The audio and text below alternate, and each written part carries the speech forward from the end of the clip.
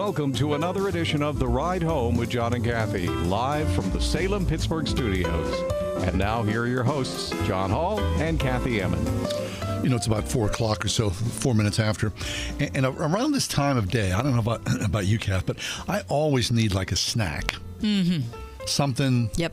Give me something. Exactly. Just right before you came in, I treated myself to not one, but 2 chocolate chip cookies. Excellent. From where did you get those? Home. It's very nice.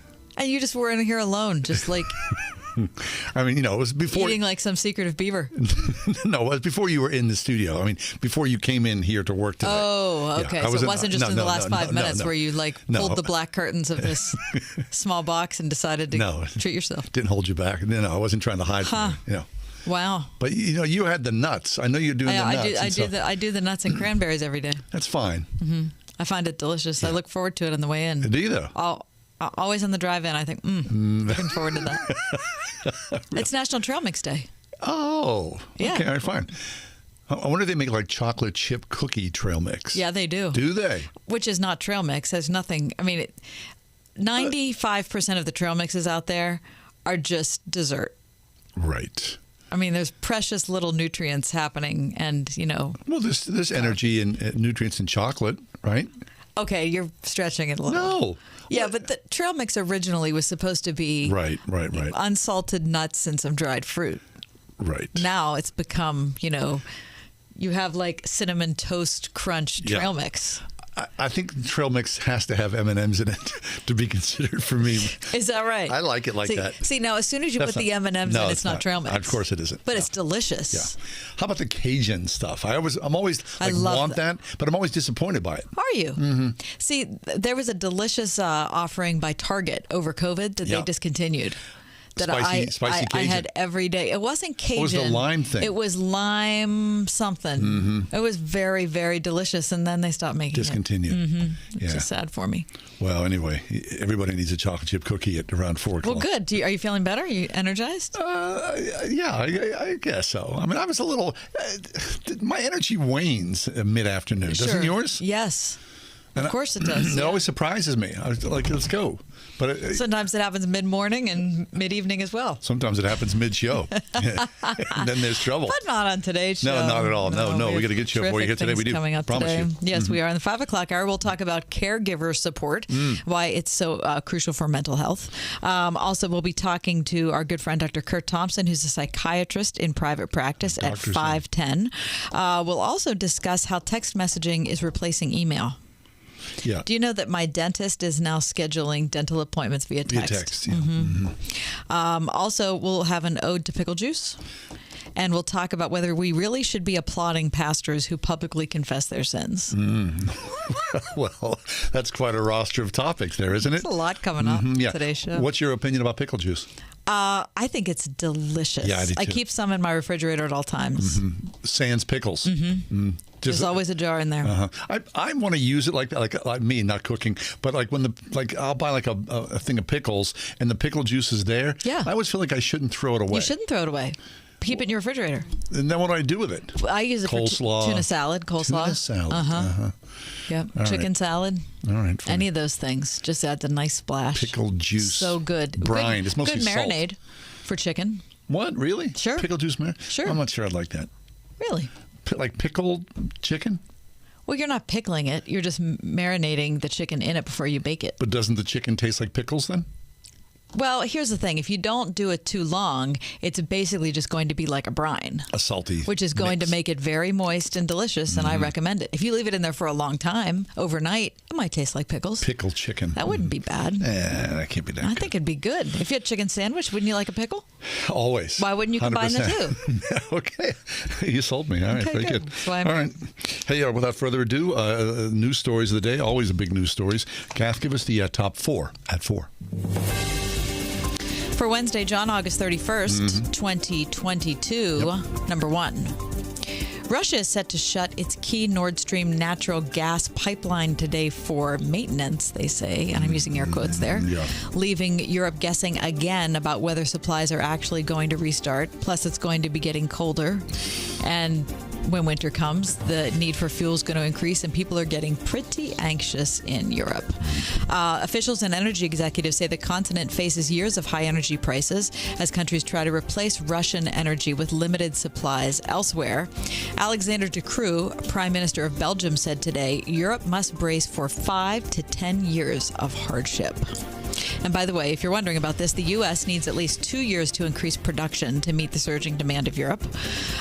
Canada can't boost production because of their climate change legislation, which limits carbon dioxide emissions, and that includes a ban on new production in Quebec, where there are like gigantic reserves. Yeah.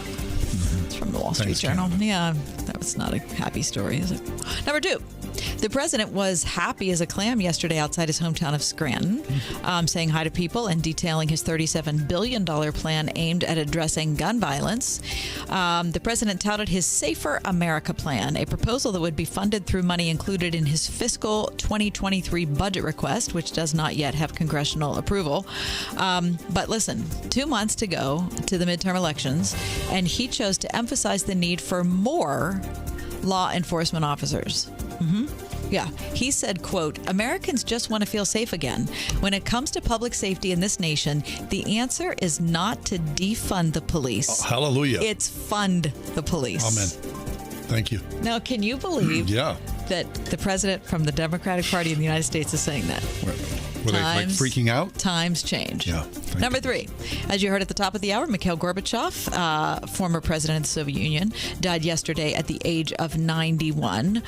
You remember he forged arms reduction deals with us in the United States, was instrumental in bringing about the reunification of Germany, but he is despised by the Putin faction in Russia. Surely. Because when he was president, that was when they think Russia and the Soviet Union was at its weakest. President Vladimir Putin has called the dissolution of the Soviet Union the greatest geopolitical catastrophe of the 20th century. In Reuters today, they had an interview with several people about Gorbachev, and Andrei Kolesnikov, senior fellow at the Carnegie Endowment for International Peace, said this. I thought it was interesting. He said, Gorbachev died in a symbolic way when his life's work, freedom, was effectively destroyed by Putin. You got that right. Holy smokes. Number 4.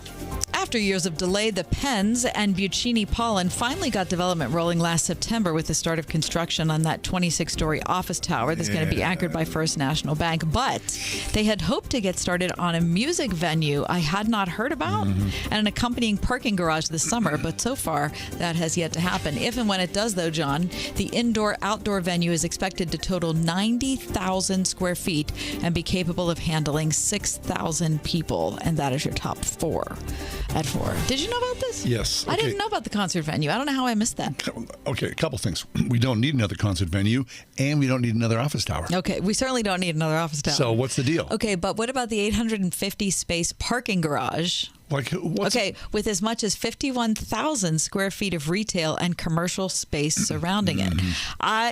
No, it's all a bad idea. Okay, well, it's already underway, so, So the thing that's going up, right where the arena used to be, is that the FSB tower or is that the parking garage? I believe that's the tower. Well, they said that they started working on the tower back in September of last year. I didn't see this thing going up until the last, 4 months or so. I don't understand. It's been stop, start, lawsuit, stop, start. So the FNB tower is going to be finished in 2 years. The music venue and the parking garage was supposed to be ready by the fall of next year, but if it hasn't been started yet, I can't imagine that happening. And that has to be built on top of the parking garage. Right? The Pens are also hoping to have another office building and a 400-room hotel done by the spring and fall of 2024. Good luck. No, it's just a mess. Why do we need another concert venue? How many concert venues do we have? More than enough. Well, I mean, this one would be operated by Live Nation, and if it only has that makes it all better. If it has 6,000 people, it's a smaller venue. So that would be. I don't know. I'm always eager for a place where you can go hear live music. 6,000 people, paying $855 per ticket. All right. John Hall doesn't like it. It's the truth. Okay. It's just, you're getting ripped. All right. Things are upside down, topsy-turvy. Anyway, let's go, and we'll talk about Scripture next. Thank goodness. Pastor Josh Brown, chapter and verse in Scripture, straight ahead on the ride home. First Christian Talk.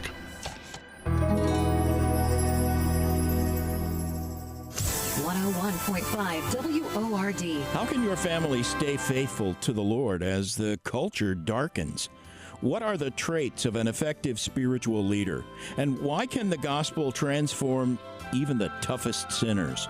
Just a few topics John MacArthur covers in his look at the New Testament beginning to end. That's his series this week on Grace to You. Tomorrow morning at 7 on 101.5 WORD. Are big drops on Wall Street making you nervous? Make no mistake, this downturn could have a serious effect on your finances. Hey, this is Ethan Lane. That's why my team and I at Accurate Solutions Group are offering you a free guide to help you take a proactive approach to the ongoing economic uncertainty. Text the word RETIRE to 412-515-3555 to receive your copy of Retiring in Uncertain Times. If you're worried about where the economy is headed, take charge of your retirement and get your copy today. Market downturns and economic slowdowns are inevitable, but you've worked too hard to leave your life savings to chance. Discover what you can do during this down market with help from this free guide from Accurate Solutions Group. Get your copy now by texting RETIRE to 412-515-3555. Firm offers insurance services, investment advisory services offered through ASG Investment Management, LLC. Investing involves risk, including the potential loss of principal. Wouldn't it be great to work in a place that makes a positive impact on the people, businesses, and churches around you?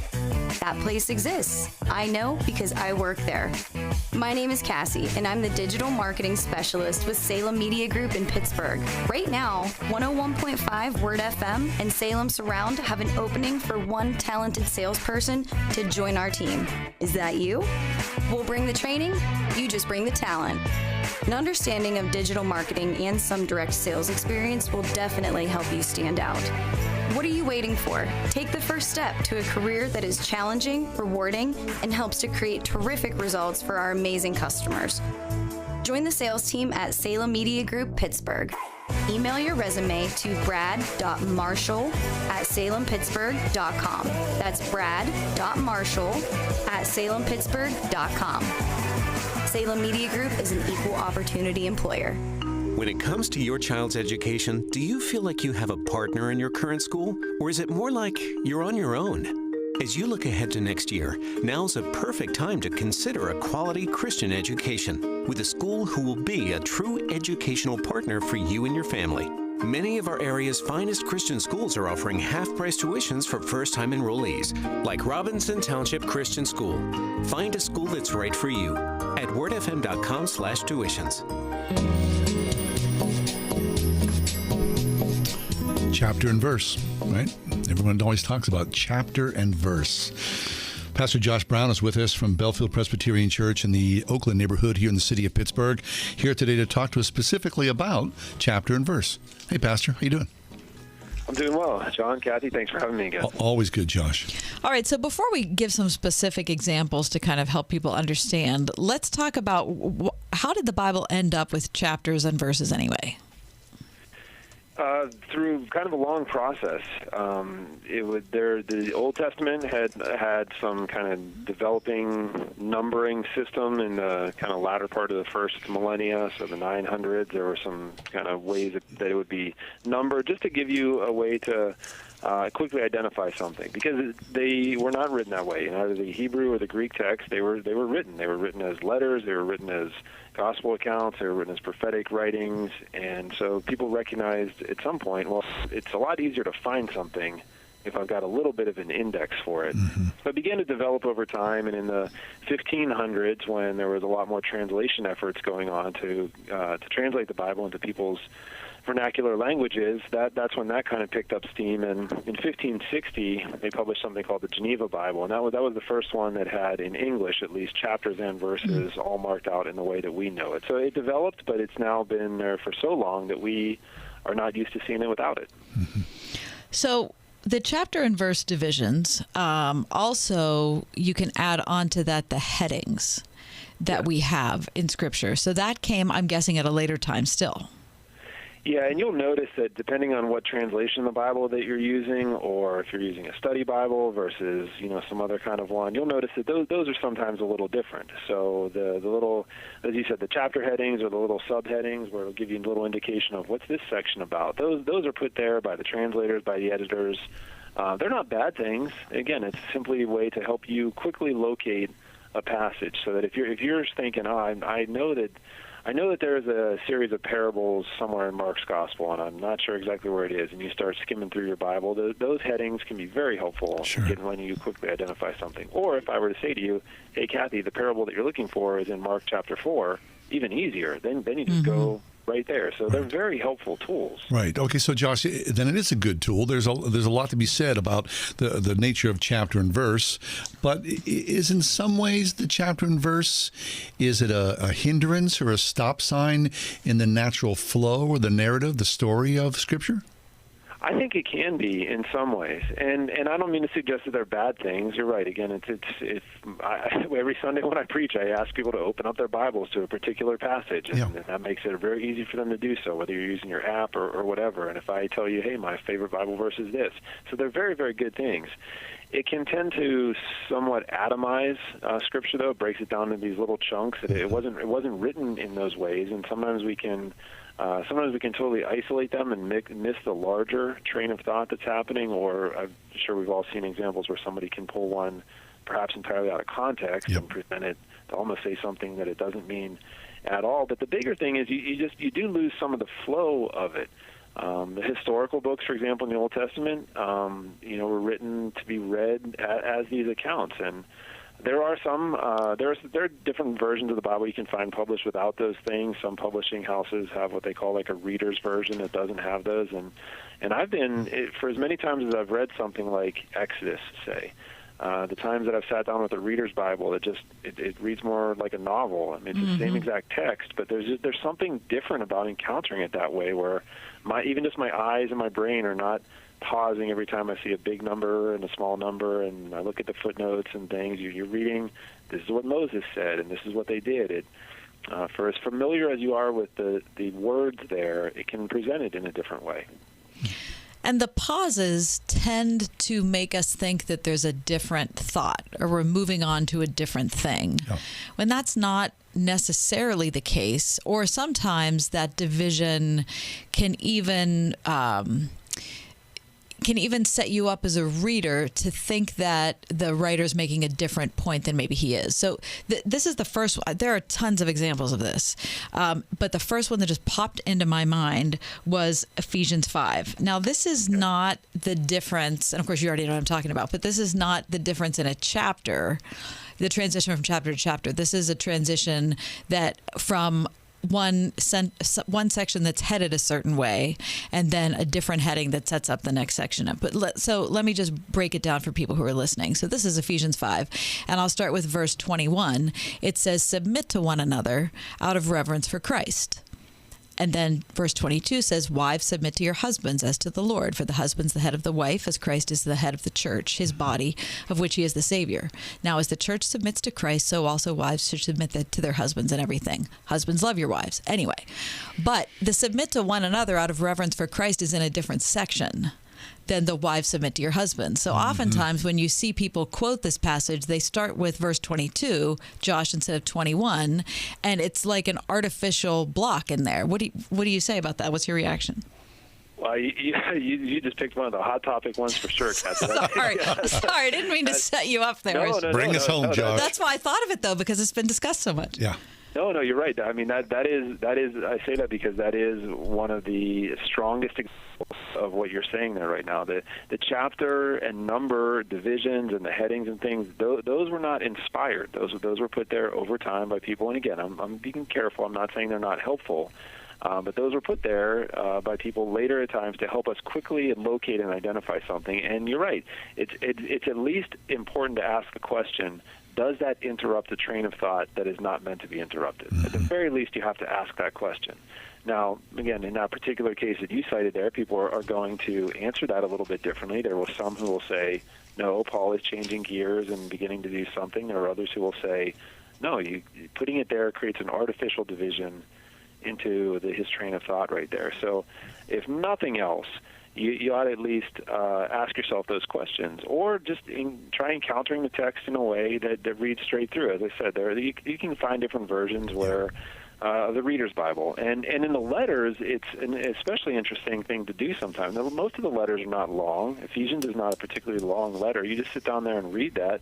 And that's what Paul said the church was to do with it anyway. When he said, when you receive this letter, see that it is read out loud in the churches. So they would have not done, a 10-month series in Ephesians going through it one verse at a time. Someone would have gotten a letter, stood up, read it straight through to the church, probably read it a few times, and maybe they did go back and get into it in more depth. But the first time that people encountered it, almost certainly would have been somebody getting up and just saying, this is a letter we just got from Paul. Here it is, and read it straight through. Right. Now, Josh, I'm glad you brought up the Reader's Bible. Now, I have never used the Reader's Bible, but, years and years ago, this was on cassette tape when I had my first sort of audio Bible. And, it was just it was a narrator reading the Bible. And I was blown away by it. It was like, the scales were off my eyes in some way. It was, It was something fresh and new to me. It does. It really presents it in a whole different way. Here's a little example that I had here with me. That was a couple years ago.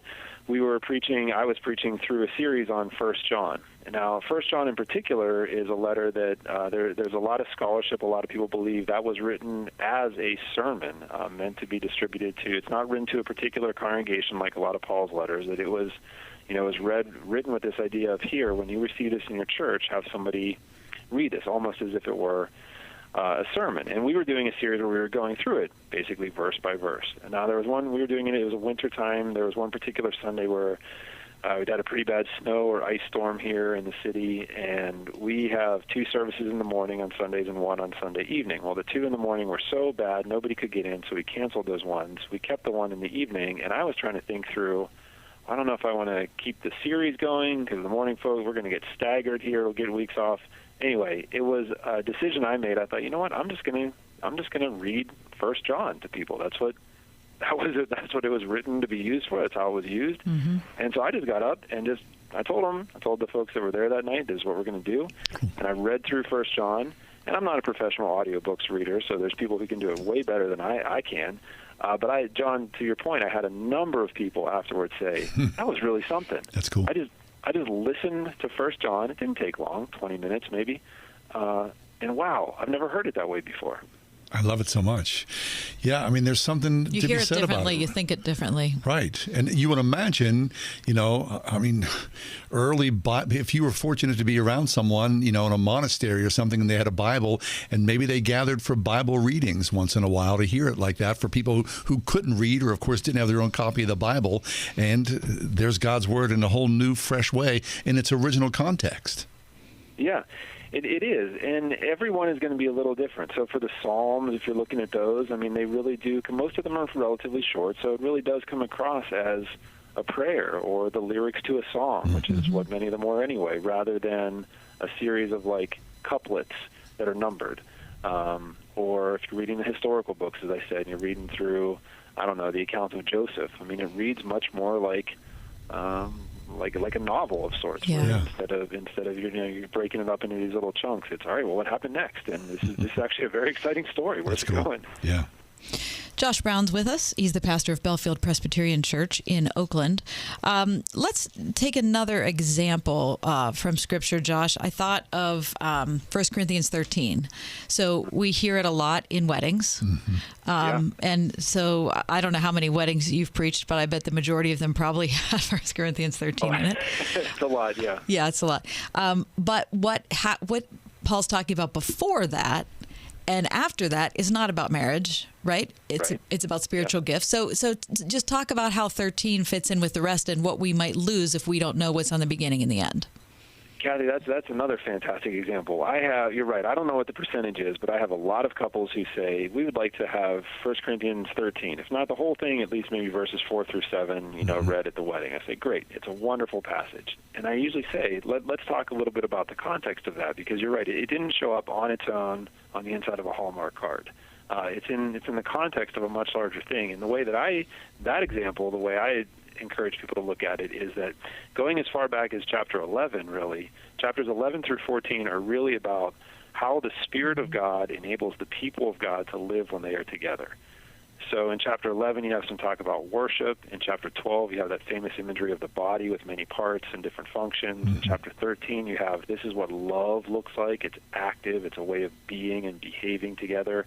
And then in chapter 14, you have a return to the conversation about worship. So it is a very kind of a comprehensive discussion of how does the Spirit of God enable the people of God to live when they are together. And love is quite literally at the heart of that conversation. Right. So we miss out if we don't get the whole thing. Yep. I think you do. It's a wonderful chapter. It certainly can stand on its own. It can. But you're right. If you think this was written, if you do think, hey, Paul drafted up one paragraph thing to be used for every future wedding that people have, that's not the context for it. Yeah.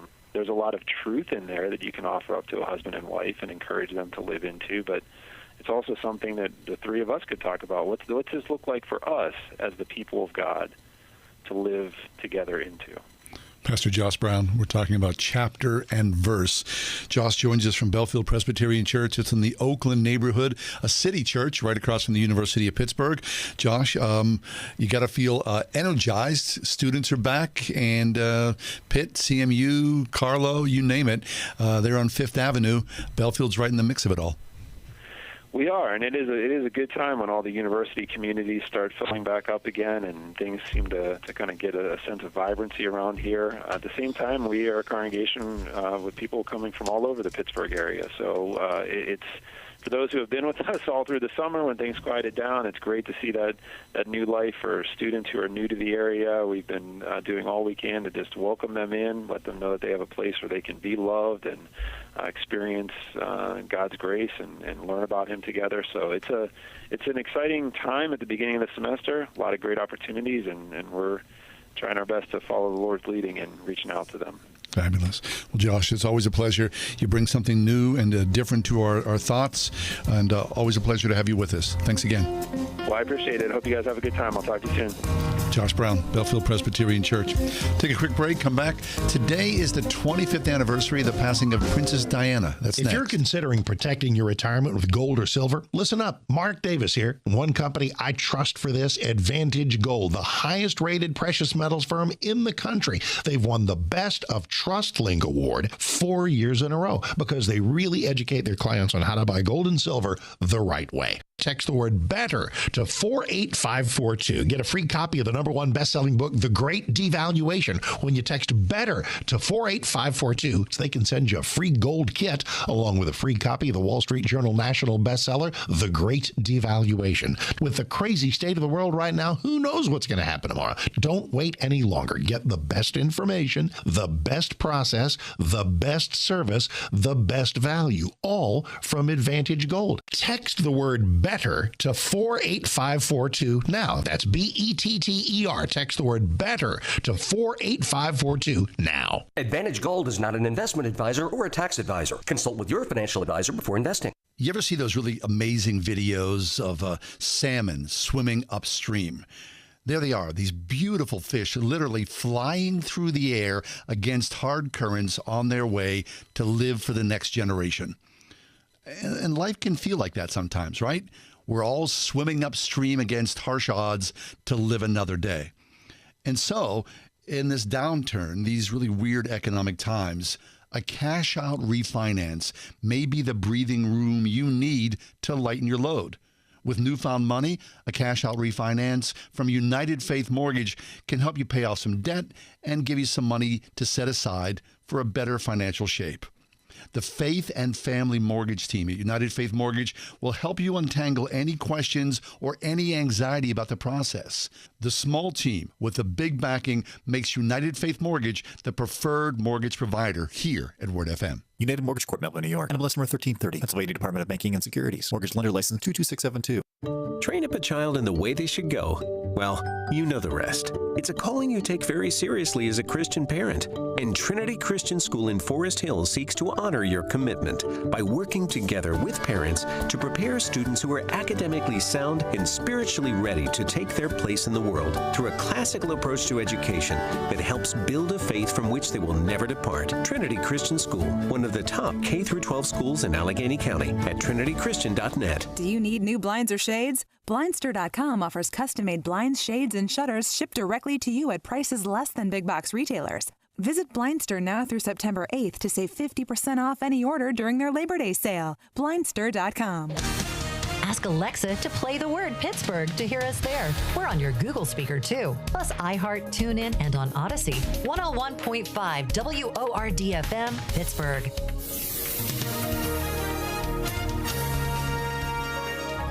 Clear skies expected for tonight. It'll be good weather for sleeping. Tonight we'll see a low of 60. Tomorrow, mostly sunny skies. A nice day on tap with a high of 80. Clear skies for tomorrow night. Great evening for football. The low 58. As we wrap up the week Friday, we'll see mostly sunny skies. Expect a high Friday of 83. Saturday, partly sunny. The high 84. With your AccuWeather forecast, I'm forecaster Drew Shannon.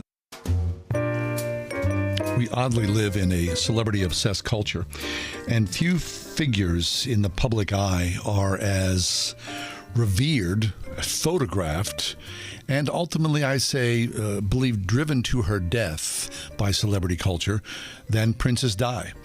And I was surprised to read that today is the 25th anniversary of the death of Princess Diana. I mean, I can't believe it's been that long. Either. If you were alive during the introduction of Diana to the world public and followed along with her triumphs and travails, her heartbreak, the whole royal thing. The infidelity of her husband, the setup of their marriage, the, humiliation she felt when he confessed publicly that he'd had an affair with someone who he loved before he ever knew her. Right. I mean, it was a sordid, tawdry mess that the media and, by association, you and I and anyone who's ever picked up a tabloid, of course, this was pre-internet age, but it was fodder for the world, and she was the main course. And ultimately, I mean, she died being chased by the paparazzi. I mean, you just can't picture it any other way, and that it was a world tragedy story that we all fed on celebrity and drove someone to their death. I don't know. The royals, certainly their place in the world will continue on. And I think, not being a Brit, but, like all Americans, in some ways fascinated by the royals and repelled by it as well. Exactly, both things. It seems very strange. We have nothing really like that in America. Mm-mm. Nothing that even comes the Kennedys, close. The only things that kind of come. Right. But the Kennedy, it's not quite the same, but that's... It comes with its own dollop of tragedy, does it not? It sure does. Yeah. And in both cases, I think the public wastes little pity on them because they feel like their wealth is such that this is the price they pay. Right. Well, certainly it was a deal with the devil, was it not? It was. That she was plucked out of obscurity, seemingly so, and for her beauty and poise and charm and a natural ease that people connected with right away, as opposed to the stuffy, sort of closed aura of the Prince Charles and the Queen and all those. That it was easy to fall in love with Princess Diana. It was, but then, yes, it was, for sure. And she lived in many, many ways a tragic life.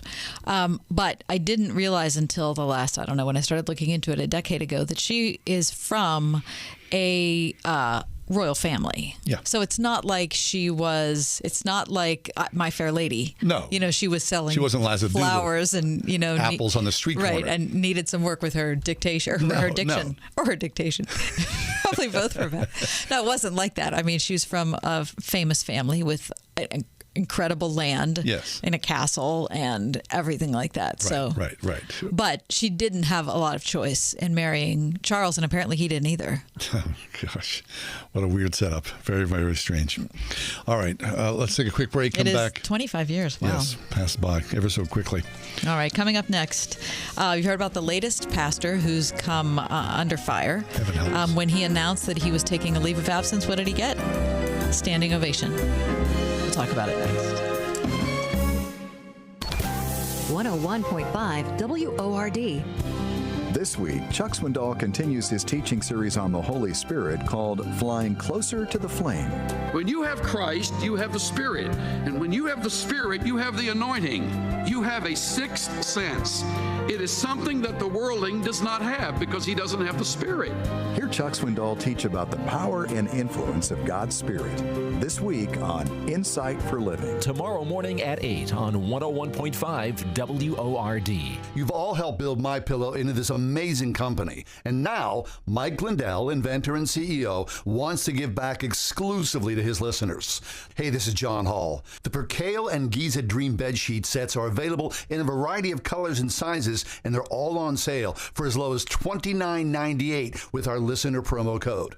Order now, because when they're gone, they're gone. The Percale and Giza Dream Sheets are breathable and have a cool, crisp feel. These come with a 10-year warranty and a 60-day money-back guarantee. Don't miss out on this incredible offer. There's a limited supply, so be sure to order now. Call 1-800-391-0954. Use promo code WORD. Go to MyPillow.com, click on the radio listener square, and use promo code WORD. This offer will not last long, so order now with promo code WORD at MyPillow.com for this radio-exclusive offer on all bed sheets. For the best night's sleep in the whole wide world, visit MyPillow.com. Wouldn't it be great to work in a place that makes a positive impact on the people, businesses, and churches around you? That place exists. I know because I work there. My name is Cassie, and I'm the digital marketing specialist with Salem Media Group in Pittsburgh. Right now, 101.5 Word FM and Salem Surround have an opening for one talented salesperson to join our team. Is that you? We'll bring the training, you just bring the talent. An understanding of digital marketing and some direct sales experience will definitely help you stand out. What are you waiting for? Take the first step to a career that is challenging, rewarding, and helps to create terrific results for our amazing customers. Join the sales team at Salem Media Group Pittsburgh. Email your resume to brad.marshall@salempittsburgh.com. That's brad.marshall@salempittsburgh.com. Salem Media Group is an equal opportunity employer. Ask Sherwin-Williams during the Endless Summer Sale, August 26th through September 5th, and get 30% off paints and stains with prices starting at $29.39. That means 30% off our most popular color family, blue. Psychologists have found it to be soothing and relaxing, which makes it especially great for bedrooms and bathrooms. And of course, 30% off all of our other colors. Shop the sale online or visit your neighborhood Sherwin-Williams store. Retail sales only. Some exclusions apply. See store for details.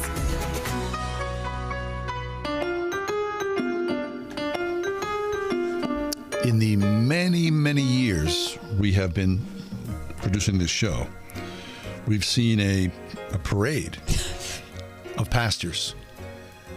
One indiscriminate fault passed by us, one after another. One after another. And it's not limited to a denomination. No. Or to, any kind of theological tradition. No. It's just equally peppered and all over Christendom. Yes. Now, of course, I believe that this is the tiny, tiny, tiny majority. I agree. Generally, the pastor, we just talked to an excellent pastor. The pastorate is filled with many wonderful, Christ-loving men and women who do their absolute best for their congregation, unheralded day in and day out. Yep. But that there's something about when you are lauded and you are risen above the crowd somehow and given an esteemed position where your notoriety and perhaps connections and money, all these temptations, it's human nature. That are common to every person. Yes. It comes into a pastor's life, and it can be in a high volume. It's poison. It's cancer into a pastor's life. So today we present you again with, this is an unusual situation. This is a weird one. Okay. This is a weird one. Matt Chandler is a pastor of a network of churches. It's not a denomination. It's a network of called Acts 29, and he pastors a church in the Dallas area of Texas. Big church, almost 5,000 people. True, that's a big church. And he has a huge YouTube presence. Very large selection of his work and preaching that you can log on. That thousands, hundreds of thousands of people Have you watched log them? onto. Yeah. Matt Chandler's a good preacher, and he had, as I remember, a particular type of brain cancer at one point in his ministry, and is recovered from that, and so has a lot of real world experience in a lot of suffering and difficulty. And so it was with sadness that I saw that he was the latest pastor that was accused of something. Now, what's weird about this story, and this is not to be gossipy, I just kind of want to give you the background Well, it's here. everywhere. It is everywhere. But I still don't want to be gossipy because we don't know exactly what happened. He's taken a leave of absence from his church because he brought to light a relationship he had with a woman online that was not, he said, romantic or sexual, but was frequent and included some coarse language. No idea what coarse language means. No idea what frequent means. But he did bring it to the attention of the elders at the church. The elders looked at his social media history and his phone, but also they instantly hired a law firm to do an investigation. And everybody somehow decided that it was good for him to step away and kind of get a grip on things. Now, what's weird about it is I'm not sure what he was apologizing for when he got up in front of the church on Sunday and explained the situation. He stood before the congregation. He admitted to inappropriate text interactions with this woman and announced he was taking a leave of absence. He said that it was non-romantic, as I said, non-sexual, but he did not give any more details. And so there's just a lot of question marks that come up. A couple questions I have, which would be, if it wasn't romantic and sexual, then what is the deal? Is he not allowed to be friends with a woman? He said in his talk with the congregation that his wife knew about this and the woman's husband knew about this. Mm-hmm. So it's like, I mean, you and I talk like it's our whole job, which it is. Right. So, is all of a sudden in this church, is it not okay for men and women to be friends? Is it not? I don't know. I don't know what that means. Right. I mean, but there's got to be a different standard, I believe, right, for pastors. For the pastor? Why? Well, because he's a pastor. Well, so that means, though, in your reasoning, that there's something wrong with men and women being friends. No, I don't believe that that's true. Now this is purely on our point, all speculation, so we don't know. A pastor has a different relationship because he's the pastor, and people that he is connected with, he is presenting the word of God. So there is a standard. And it's not like a Catholic church where the priest is something else, but he is lifted.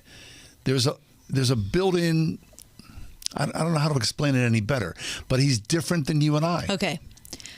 So if he's different and is not allowed friendships with women. I'm not saying he's not allowed. Okay. But because he is the pastor and the relationships that he has with I'm sure, like my pastor, he probably has relationships that are deeply intimate. He knows things about so many people's stories. Yeah. That it's a certain style and a certain relationship that is unusual than most people have. So he's not like a regular guy. So there has to be different rules for the pastor, I believe. And so the relationships that flow from that by association are just different. So our relationship is very deep and very intimate, and we work together. It's non-sexual, and there's nothing of that at all. But we are deeply connected in this relationship because we do something here in this room every day. Mm-hmm. A pastor, though, I don't see it working. Okay, but if that's the case, then you see how women in the church would not have the same access to the pastor as men do. No, I'm not sure. I can't. I think that's what you're saying. No, I'm not saying that. Okay. I'm not. But I think that's the outgrowth of what you're saying. I think that's might be the unintended consequence of what you're saying. I think if a woman wanted to talk to the pastor about something that was intimate and personal, her marriage, her career, her children, her what, you could have that relationship and still not tip it into. But he can't be friends with women. He can be friends with women. See, it's dicey. It's different, it's right? There's an intricacy here and a subtlety that I can't define. Obviously, look at me, you see me stumbling here. Mm-hmm. But it's different because he's a pastor, and it's lifted because he's a pastor. He can still be friends. But you would not be friends with your pastor like you're friends with me. No, but I'm not friends with anybody like I'm friends with you. So it's not like I can't liken that to something else. Do you know what I mean? It's all I know is that because of the Billy Graham rule, which has been much discussed and was certainly instituted by Reverend Graham and the people around him for every good reason. As a protection. And a wonderful protection. From both sides. The unintended consequence is that whether it's a pastor, whether it's Billy Graham, whether it's the president of a company or whatever it is, women then are excluded somehow, right? So you can have a business lunch with a guy, but you can't have a business lunch with a woman, or you can travel with a guy, but you can't travel with a woman. From my perspective, and maybe this is colored by the fact that, there aren't any women in the department I work in here, and it hasn't been since I started, other than when Christy was here for a short time. You're either coworkers or you're not coworkers. Right. And if you're going to see gender first and say, "Oh, I can't possibly look at you the same way because you're a woman, because I'm too distracted by you, or I don't trust myself, or whatever," then you need to get your act together. That's your problem. That is. But you're making it the woman's problem. Right. I understand. And it's not the woman's problem. This is very complex. Yeah, 100%. I'm with you on this. But there's something about a pastor that. All I can say is it's different. It has to be looked at differently. I don't know if it is. Anyway, we have to go to a break. But the ironic thing about this is that wasn't even the part I wanted to talk about. Oh. Because the part I wanted to go into is how when Matt Chandler announced that he was leaving he was applauded. To go on I don't know, whatever he called it. He's going to take some time off. He got a standing ovation, which is like probably off the top of my head, maybe the fifth pastor I can think of who has admitted something that was morally questionable and ended up getting a standing ovation out of it. Right. Okay. Which is, there's something weird about that too. What is it about us that why are we applauding someone who has admitted? Now, Matt Chandler has not admitted sin. No. So he's in a different situation right now. But all the other ones we're talking about, they've admitted sin. Why are they getting standing ovations? Okay, but wait, here's the weird thing. That this all came to light because Matt Chandler's friend approached him and said, "I know you're talking to my friend." It was the friend of, it was a friend of the woman. Right. "I know you're talking to my friend, and something's not quite right here, so we better talk about this." And so to give Matt Chandler credit, he's the one that took his phone and went to the elders and said, "Hey, you look at this." Right. So I give him credit for that. So maybe I don't look at him as morally compromised at this point. No. I look at him not being able to figure out who his friends are. I applaud you. You've all helped build MyPillow into this amazing company. And now, Mike Lindell, inventor and CEO, wants to give back exclusively to his listeners. Hey, this is John Hall. The Percale and Giza Dream bed sheet sets are available in a variety of colors and sizes, and they're all on sale for as low as $29.98 with our listener promo code.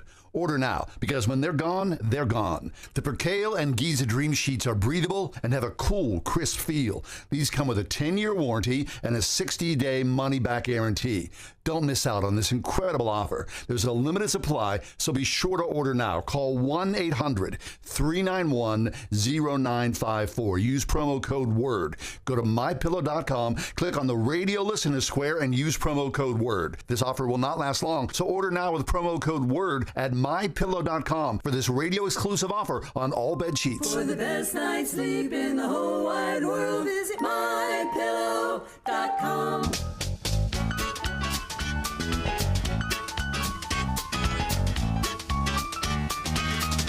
We can hardly believe it, but it's time for the last barbecue of the summer at the Springhouse in 84. Don't miss out on this great summer taste treat and come to the Springhouse this Labor Day for fantastic chicken cooked over the pit with lots of country vegetable casseroles, homemade rolls, homemade desserts, and of course our own Springhouse chocolate milk. Eat in our picnic patch or sun porch or take it home to your own picnic. And although this last chicken barbecue marks the end of the summer at the Springhouse, it also signals the beginning of lots of fun fall events. We'll soon be having hog roasts and pumpkin patch hay rides, plus lots of other special events to celebrate this beautiful autumn time of the year. So be sure to come this Labor Day to the Springhouse and help us celebrate. Train up a child in the way they should go. Well, you know the rest. It's a calling you take very seriously as a Christian parent. And Trinity Christian School in Forest Hills seeks to honor your commitment by working together with parents to prepare students who are academically sound and spiritually ready to take their place in the world through a classical approach to education that helps build a faith from which they will never depart. Trinity Christian School, one of the top K-12 schools in Allegheny County at trinitychristian.net. Trip to Europe. Visit all 30 Major League Baseball stadiums. Go skydiving. Okay, so you know what you want to do in retirement, but do you know how to get there? Tune into Your Retirement Blueprint with Kurt Knodik and Ethan Lane of Accurate Solutions Group, Saturdays at 10 a.m. to get answers to your retirement planning questions. Plan today so you can do the things you've always dreamt about doing in retirement. Listen every Saturday morning at 10 to Your Retirement Blueprint with Accurate Solutions Group. Investment advisory services offered through ASG Investment Management, LLC.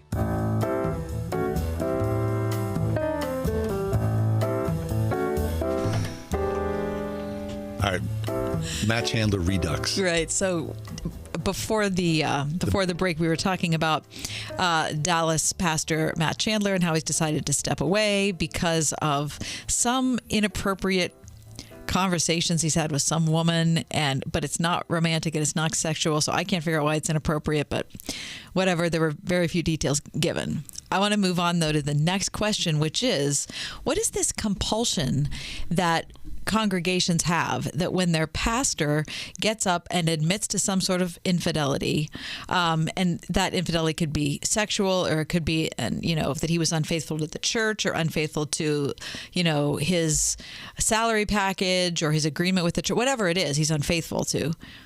He admits it. He is very, outwardly repentant.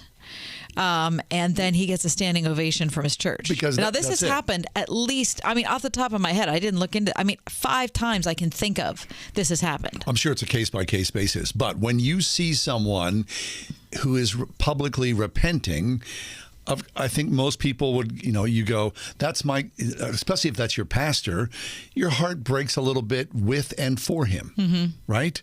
So I'm not saying you put him on your shoulders and walk him around the town square, but at the same time, you are showing some compassion and empathy for someone. I get it. I think it's weird. Okay, here's the thing. If you were... It's hard for you to put yourself in the situation, but say you were the woman who someone had an affair with, not Matt Chandler, right. Because Matt Chandler is not accused of this. But if there was a pastor, like many others I can think of, who had an affair with somebody in the church, he gets a standing ovation. What does she get? Shamed. Exactly. Pushed out of the church.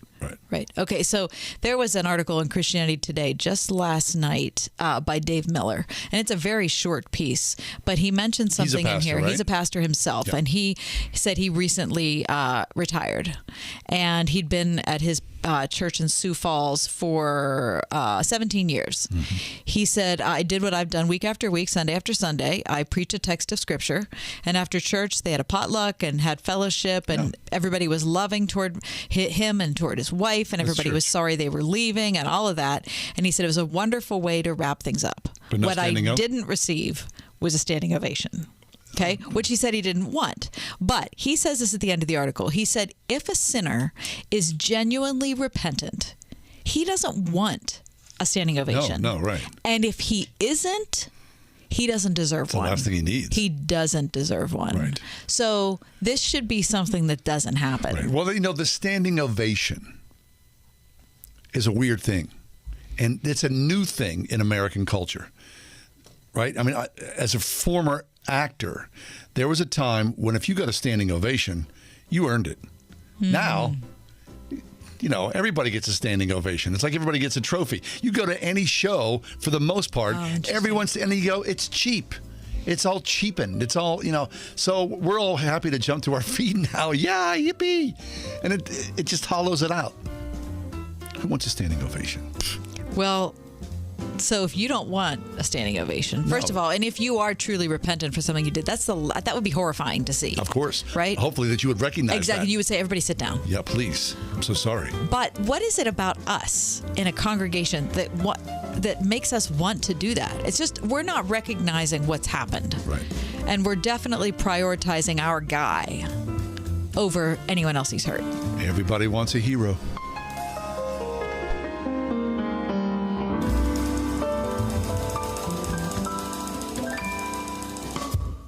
We are everywhere on your radio at 101.5 WORD FM Pittsburgh, at wordfm.com, the Word FM mobile app, iHeart, TuneIn, and Odyssey.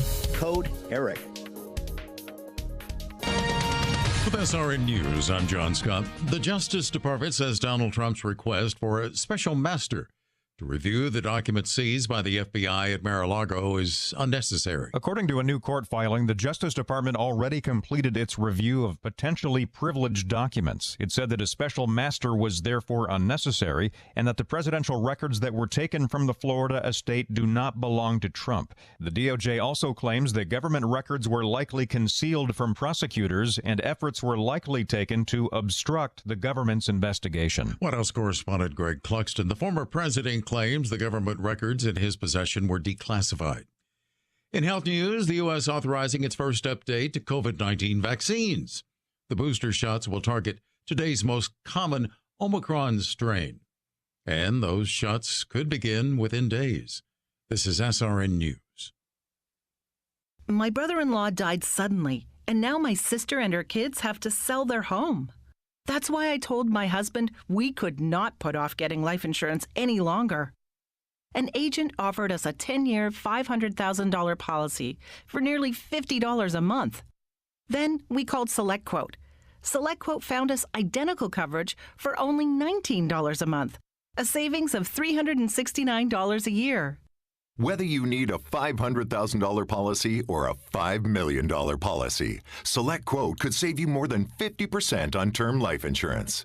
For your free quote, call SelectQuote at 1-800-940-6161. That's 1-800-940-6161. Or go to SelectQuote.com. That's 1-800-940-6161. SelectQuote. We shop, you save. Full details on example policies at SelectQuote.com/commercials. There's nothing like hearing the songs you love on local radio with no subscriptions and no monthly fees. But there's a new bill in Congress that could stop the music. If passed, this bill would tax your local radio station simply to play the music you love. Text LOCAL to 52886 and ask Congress to support local radio stations. Help us keep you connected to the music, local news, weather, and traffic that you need each day. This message furnished by the National Association of Broadcasters. It's Faith and Family Night with the Washington Wild Things, Saturday, September 3rd at Wild Things Park as they take on the Windy City Thunderbolts at 7:05. Come early for the 20th anniversary poster series giveaway to the first 1,000 fans while supplies last. And stick around as players share personal stories of faith and testimony after the game. And stop by the Word FM table to say hi. Faith and Family Night with the Washington Wild Things. It's gonna be wild. Saturday, September 3rd. Get tickets now at wordfm.com/wildthings. Is your school a true partner in your child's education? They should be. Pittsburgh's Christian schools agree. If you're looking for a safe environment where kids can learn, challenge, and grow with highly qualified teachers who are not only caring but accessible, where academic excellence goes hand in hand with character development, consider Christian education. Right now, local Christian schools are offering half-price tuitions for first-time enrollees, like Walnut Grove Christian School in West Mifflin. Visit wordfm.com/tuitions. Hey everybody, Greg Laurie here hear from A New Beginning. You know, we're excited about our partnership with the OnePlace.com app. You can listen to my messages anytime, anywhere, even offline, without Wi-Fi with the OnePlace app. Now more than ever, don't you think we need to get God's Word into our lives? So let His Word fill you with hope in your office, in your home, or in your car, or wherever you are at OnePlace.com.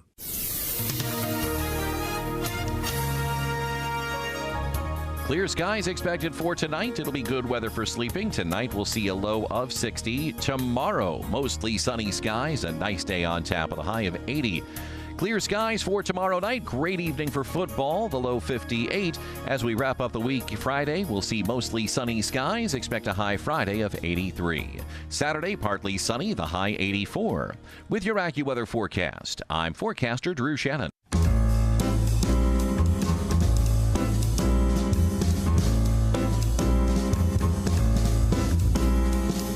Welcome to another edition of The Ride Home with John and Kathy, live from the Salem-Pittsburgh studios. And now here are your hosts, John Hall and Kathy Emmons. Remember your first email account, and how incredibly powerful that felt. Oh, I've got an email. And then, you know, your friends and your family, your business associates would send you emails.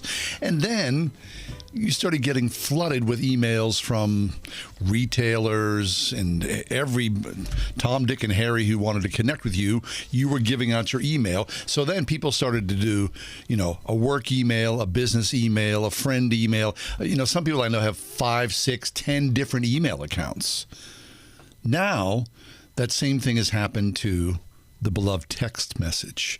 Today I got a text message from my dentist and from my pharmacist saying, hey, you know, let's connect. Here's blah, blah, blah, blah, blah. I got one from Pier 1 Imports. Oh. And from Bed Bath & Beyond. Now, you gave them your phone number. Yeah, in exchange for getting 10% off my order or something, which, of course, I've regretted bitterly every day since. Now, you can stop those. Just write stop. You can just hit stop and you're good to go, which I haven't done with those two. But right. You're right. Text messaging is the new email. It is. It really, really is. Now, apparently, the next time that Apple, if you got an iPhone, does a new, you know, iOS upgrade, there's going to be changes to your email. I'm sorry, to your text messaging, where you can separate them, you can unread them, you can sort of divide things and have a little more power over this kind of stuff, right? Stop the text, of course. It just seems so intrusive and way too much. There's a lot going on. Do you get notifications? Yes. I do. I choose not to. Never. Ever. Everyone's always asking for notifications. Let me tell you about this thing. Let me tell you about that. I mean, I select which ones I want. Oh, ding, ding, ding, ding, ding, ding. I mean, I don't have notifications from retailers or things like that, but I would have notifications like if you called me, it would say missed call, or you know what I mean. Okay, that's it. That's the only thing I have. But like news updates, that kind of stuff, I don't want that. I do. You know, I don't have those on my phone. I have those on my iPad though. Because again, the default is that you're going to get them all, right? You have to figure out how to turn them off. Right. Here's another thing that I really just have to say out loud that I present about contemporary life is that whenever anything goes wrong, say, like, for example, I just discovered a couple days ago that I have been being billed for the Paramount streaming service. Okay. Since I canceled it in February. So I canceled it in the month of February so that I would not have it any longer. And I didn't realize that I was still getting charged in the intervening months $9.99. So at this point, they owe me like $60. But you told them to stop. I told them to stop. But they kept on. And you thought they were, so you weren't watching it because you were done. I thought I was done. Right. So now to have that fixed, it's my job to do that, right? So I have to figure out who am I going to call? Right. There's no 800 number. I'm not going to call Paramount. No. Right, so I'm going to have to call Apple, or I'm going to have to. Good luck with that. Figure out a way to text someone at Apple. That money's gone. To say. So how do I do this? So it's going to take me probably an hour of my personal time to figure out how to get in touch with someone to stop charging me for this and to figure out how to get my money back, or maybe more than an hour. You multiply that by the fact that, my gas bill was wrong, or I paid Jeff the plumber about a month ago, and he put my check into the ATM, and the ATM ate it, didn't show up, right? So instantly, when he realized it wasn't on the receipt, he went into the bank teller and said, hey, make this right. Can you just go open up the ATM and get this check out? And she said, oh, we don't own the ATM. What? The bank doesn't own the ATM? She said, oh, no, those are leased by an outside vendor. So you have to go someplace We else. don't have any access to. You're like, it's this in the is lobby a of the bank. Right? This is a bank. So it took him a whole week of trying to get in touch with the outside vendor to figure out how to do. And the outside vendor was like, oh, no, we can't find your check. And so then he's like, well, now what do I do? So the check's gone. I wrote it. Right. You want to write another check. So this has taken hours of our time. Him trying to talk to this outside vendor who works the ATM, him trying to talk to the bank, which is a different bank than I have, trying to figure out what to do about the checks. Plumber. Yeah. So everything is your job to figure out. You figure it out. Right. Because we're not going to make it easy for you because we've got your cash. Right. I mean, this age we live in is so difficult, and because we're like first generation, you and I, we're the first generation. Like recently, my kid said to me, and he was being kind, but I was texting, so that kind of same thing. That maybe in the next generation they'll figure this flow out you just talked about. But there I'm sitting texting publicly, like on a bench somewhere. What am I doing? Very strangely, John texts with his index finger. I'm using my finger. Now, I know, people are texting with their thumbs. Yes. I can't do it. I just can't. Yeah. My kid, he leans over to me and goes, Dad, it's so embarrassing. Now I'm self-conscious texting. Right. First generation old guy texting, feeling bad about my communication. Like I'm holding like a quill and a feather. I mean, I don't. Like your carrier pigeon is aging. How do you You're text? Not sure Let me what see to you do. text. Pick up your phone. Okay. Let me see. What are you doing? All right, hold on. Using your thumb? Yeah, I always use my thumb. I use this one finger. I know. And what's weird about it? I know. Is that it's not even your dominant hand. I know it's not. I'm that doesn't make any sense. I'm just wired oddly. I'm left-handed, but I'm texting with my right index. Yeah, so when I'm texting, I don't understand that. You texting with your both thumbs? Yeah, both thumbs. Well, la-di-da. Well, Gary, please. You and I are very similar in our age. When you're texting, how are you texting?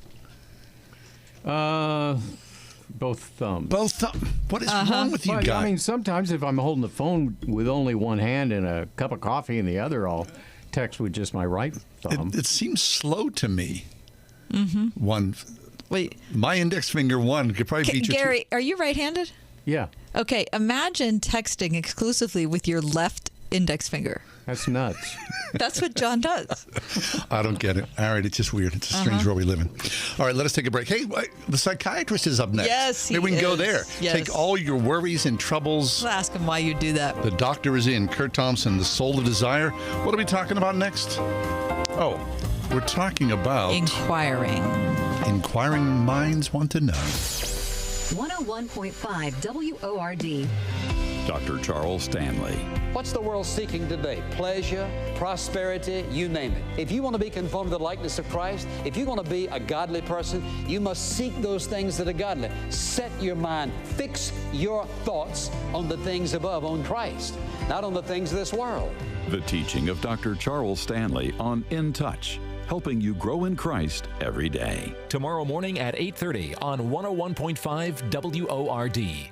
Before Bamboo HR, I feel like crying just thinking about it. We were still handling everything via paper, and we literally had paper stacked. It was all in spreadsheets and like folders. From the moment I started using it, I felt calmer. As soon as we started using the Bamboo like onboarding checklist, I mean, it was extremely easy. Head count, turnover, years of service. Like there's just so many different reports that I use at different points in time. I'm like totally set free to focus on the people, to focus on development, to focus on team dynamics. It's freeing me up to do more of the stuff that actually matters in HR, which is interacting with people, learning from them, and then building stuff for them. Everything is in this one place. I can't even imagine what it would be like without Bamboo HR. We're Bamboo HR, and we'd love to set you free to do great work. Come try our award-winning all-in-one HR software for free with no strings attached. Visit bamboohr.com/HR for this free trial offer. That's bamboohr.com/HR. Oil investments involve a high degree of risk and actual results may vary. Oil keeps going up. Hedge against inflation and the downturn in the stock market. Get in on the next major oil boom now and help make an investment that can potentially pay you monthly income for up to 20 or more years. That's the sound of a producing oil well and the sound of a smart investment. If you are an SEC-accredited investor, you can take advantage of Encore Energy's projects. The U.S. government needs your investment in oil, and you are allowed to write off on your taxes nearly 100% of your investment this year. Goldman Sachs is projecting oil to go up to $150 a barrel. Call 1-800-544-1221. Encore Energy is a very active oil and gas operator in its core area of operations. Call now and learn how to deduct 100% of your investment and create 20 or more years of potential monthly income. Call 1-800-544-1221. Encore Energy. That's 1-800-544-1221. Now that I've got your attention, let me tell you all about us. Whoa, tough crowd. Anybody out there? Hello? Anyone? Fighting to be heard in today's competitive digital world? It's time for Salem Surround. Let us handle everything and get your message seen and heard. Let's turn up the volume on your business with Salem Surround. Learn more by logging on to surroundpittsburgh.com. Surroundpittsburgh.com. Dr. Kurt Thompson is back with us. Kurt's a regular guest on our show. He's written several fine books. The latest is called The Soul of Desire, Discovering the Neuroscience of Longing, Beauty, and Community. And Dr. Thompson, welcome back to the show. How are you?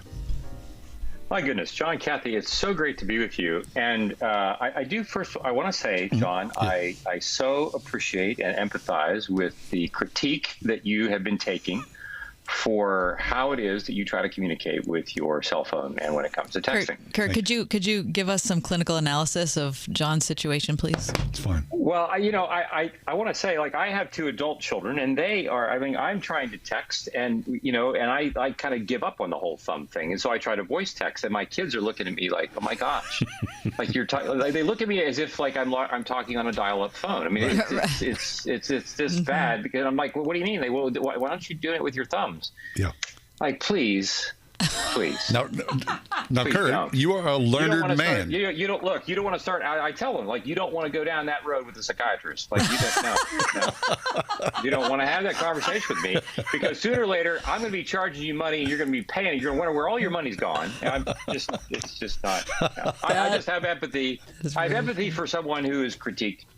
That is I will say, I do have empathy for you. It's still a little weird that you're kind of like doing the index word thing. It's just a little odd. It is, isn't it? It's okay. At this point, I'm going to my grave like this. Again, That's just how it is. We do what we can. Yes. If you could set aside 50 minutes at the conclusion of our show, John would like to sit down and talk about some things. Index fingers. Okay, so we're talking about chapter 9 of your book today. And for those of you watching on our YouTube stream, which we encourage you to do at the word Pittsburgh, you can see a copy of Kurt's book here. I want to start off with an unusual, to me it was an unusual interaction I had with some new neighbors last week, Kurt. So check this out. So my husband and I were meeting some of our neighbors, and these are neighbors that we don't know. We've seen them for several years, passing, hi, whatever, but we actually stopped to talk to them, and ended up to be a protracted conversation. It was really enjoyable. 2 hours we talked to them. Wow. And it was great. At the conclusion of the 2 hours, we walked away. We were walking home, and I said, well, that was kind of unusual. And my husband said, yeah, it was unusual. And here's what was unusual about it. In the 2-hour time, they didn't ask us a single question. Now, I know that, because of my job, I'm used to asking people questions, and I'm able to get people to talk, and but we walked away strangely, unsatisfied is one word. Unknown. Kind of and I don't want to say annoyed. That's a little too strong of what we were, but like a little. It seemed weird. It seemed, I don't know. It didn't seem like they were glad. I don't know what it seemed. What do you think when you hear that? Well, I don't like that for you. Like, I don't like it. I feel things, because I can imagine me being in the room and talking with someone for 10 minutes, 15 minutes, let alone 2 hours, and not be asked a single question. I've been in those settings where it's pretty clear when you're done, like, wow, this was, I could have been talking into a mirror, because the mirror certainly wasn't going to be asking me any questions. Right, there's this, it's this felt sense. And, one of the things that when we talk about in this chapter on Inquire, one of the things that we quickly realize are a couple of things. One is that questions, we humans weren't the first to come up with them. The biblical text would suggest that it's God who comes up with these questions. God is the one who asks us questions. That's number one, that God is, he's been asking questions for a long time, so he's really good at it. So he's good at asking the kinds of questions. Number two, we see pretty quickly from the Genesis 3 account that Adam and Eve, given that they'd gotten the news before that if they eat of the fruit, they're going to die. And so you figure when God comes for them, God's coming, why would I assume anything else other than like he's coming to kill me? And so when God asks the first question, where are you? It would be easy not to presume, if I'm Adam, I'm not thinking that he's just curious, about my geographical location, or that he's coming with much kindness. Like I can imagine, I can imagine it's my dad, right? Like, where are you? Kind of question. And I think that what we fail to see is that a couple of things. One is that questions are ways for us, they are ways for us to make bids for intimacy. And one of the things that we notice about questions is that as humans, we ask lots and lots of questions, legitimately so, that on the surface appear to be an attempt to acquire information. How many cups of flour do I need to put into this cake? What's how much money does this cost? I want to know those things. And at first glance, it would say oh yeah, that's information that I know, right? But there are many times when we ask questions that are actually cover for statements that are too difficult for us to make. So when, I don't understand. This happens all the time. If I'm in a speaking engagement and I ask one of the examples that I give in the book, and we have a Q&A session, and people are asking questions, and I alert people that when we have a Q&A session, that you run the risk of having now a 3-minute individual psychotherapy session in front of 300 people, because when you ask a question, what we recognize when we ask, why did my son not come home from Iraq? That's not a question.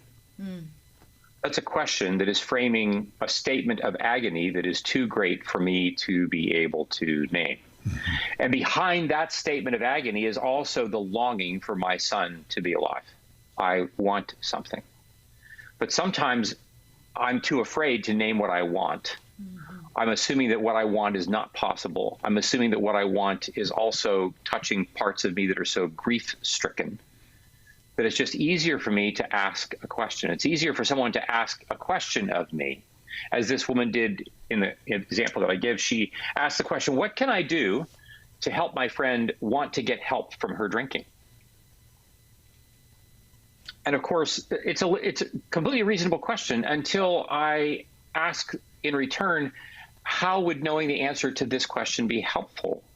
And what we come to find out is that she wants to be able to help her friend, but she can't help her friend. And when she's not able to help her friend, she feels really inadequate.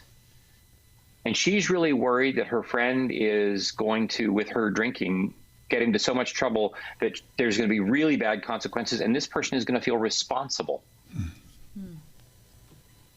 And then we start to ask the next question, which is, well, how long have you felt responsible for other people's welfare? And she says, I can't remember a time when I wasn't. What she's really wanting is, what she wants to be able to say is, I'm longing for, I want to be okay without being responsible for things that I'm not responsible. That's a longing that she has, but it's all covered with a question. And we do this all the time. We ask dozens of questions all the time that are really less about what we're asking. We're not really asking for information. It's a cover for my naming something that I want, but I'm afraid I'm not going to get. And we have this, in the progression of the book, we've been talking about what does it mean for us to live in the house of the Lord so that we can dwell in this space where we are with people. And we are with people who then gaze upon our woundedness and we gaze upon theirs. And once we are comfortable enough for this, we discover we can start to ask really poignant questions that are important to ask, that are also related to great longing. And we talk about these 4 particular questions that we look at that God asks, that God in Genesis and Jesus asked, 3 questions that Jesus asked. The first question that God asks of Adam is, where are you? And of course, this is a question that, Kathy, you didn't get asked in your 2-hour conversation with your neighbors. Right. Your neighbors didn't in any way ask, where are you? Not just what's your address, but like, where are you in all kinds of ways? What are you feeling? What do you sense? Like, what's the state of your life? All the things. Where are you? And we need someone who could be regularly asking us that question in the same way that God is asking Adam a legitimate question. He wants to engage. What he's really saying to Adam is, I want to engage with you about where you are right now. Even though I know, that I know the information isn't really the issue. The issue is this question is a bid for intimacy. It's a bid for me naming what I want with you, Adam.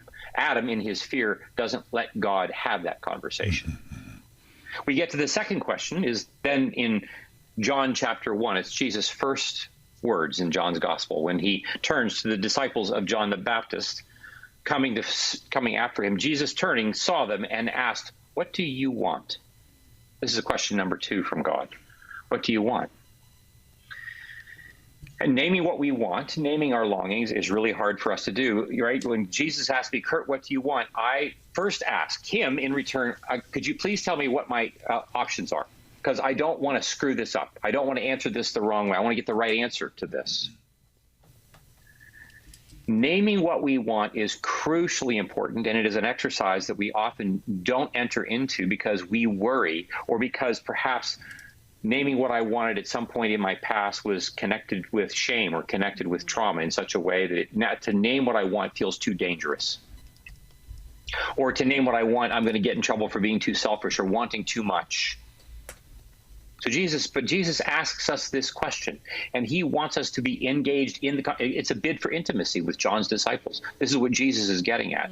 And then he gets to the third question in Matthew 20, where he says, this is where James and John's mother, she's like, look, you've had my boys out. They've not been fishing. It's not helping their retirement plan. I'd like a way to fund their IRA. Could you please make them, sit on your right and your left when you come into your kingdom? And he says, you don't know what you're asking. And he turns to the disciples and says, can you drink the cup? This is question number 3. Can you drink the cup? Because like any good physician, Jesus is making sure that people are well aware that if we're going to enter into this life of following after him, there are going to be side effects. Any movement toward healing, any movement toward hope always involves side effects because evil has no intention of going quietly into the night. Our growth in Jesus, what we would call sanctification, is going to require a certain suffering, necessarily, as things get stripped away from me. And Jesus asks the question, can you drink this cup that I'm about to drink? It's important for us to be able to say and name, here are the places where I'm drinking the cup, and this is really hard for me. I need to have someone ask me where I am. I need to have someone be asking me what I want. I need someone to be able to ask me, Kurt, in what places in your life are you suffering because you're following after Jesus? Where is life hard? And then the fourth question, where Jesus comes to Peter in John 21 and he asks him, do you love me? Of course, this is Jesus and Peter on the beach after the resurrection. And as the writer demonstrates, Jesus asks 3 times, presumably in response and mirroring the 3 denials of Peter. What Jesus is actually doing is Jesus is going for, he is not allowing shame to hide out under any stone in Peter's life. Jesus knows that the answer to this question at some level is like, well, we all know that there's a part of me that doesn't love you, because if I did with my whole heart, I wouldn't have thrown you under the bus 6 weeks ago. Right. And so let's just be truthful in which we say, and Jesus is saying, like, I know about the part of you that doesn't love me yet, that is still ashamed of what happened 6 weeks ago. And that's the part I'm coming for right now. That's the part that I'm coming to love. And so I also need someone who's asking me, Kurt, what parts of you don't love me, don't love Jesus? Mm-hmm. What parts? Not as an accusation, but as an attempt to invite me into a space where that stone can be turned over and shame is revealed and healing can walk in the door.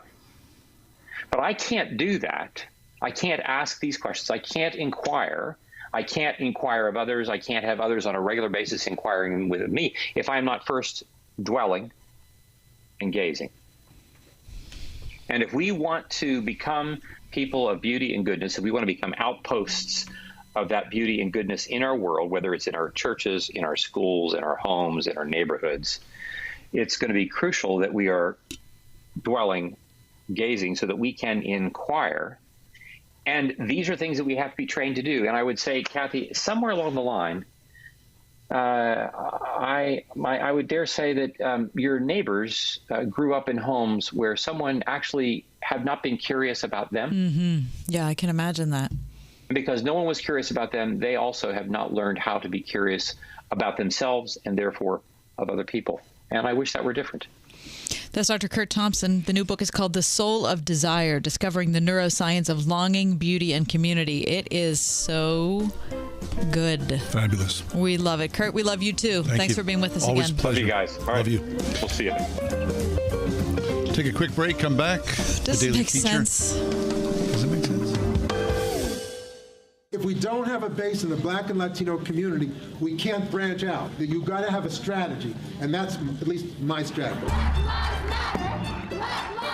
From executive producer Larry Elder. The first conscious act in organizing our people is to let them know who they are. Comes the highly anticipated film from director Justin Malone. If you think you're an American, you will fight to protect the interests of capitalist America. An eye-opening expose on the demoralization of America. If you know you ain't no American, you'll fight to destroy every aspect of American capitalism. Rioting, burning, and looting began. And there's no police presence down here. Watch the film that is waking people up. A cinematic page-turner, mind-blowing, excellent, eye-opening, a masterpiece. A sequel that stands on its own. Uncle Tom Part 2, An American Odyssey. Available on Salem Now.